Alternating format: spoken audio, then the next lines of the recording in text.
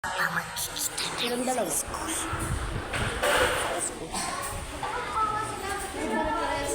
Para sila pinili. Hindi. Yung tatay hindi. Panis ka ba? Hindi pa,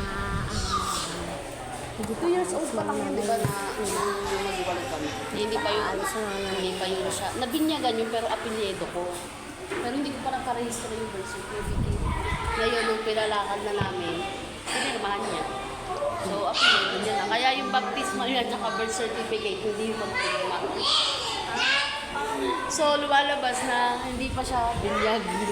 Kasi di ba yung apelyido, iba? Parang gusto ko pa binyagan ulit eh. Kaya hindi yan, hindi yata buong Kaya ito yung alam dito kasi pinasal kayo. Hindi ko na siya kontak pag gano'n ang audio. sasend ko to sa YouTube. Pero siya bouncy, sustentado niya na rin yung dalawa kasama na. Kasi apelyido niya na. Ngayon, sususkete niya. Oh, yung tatay nito.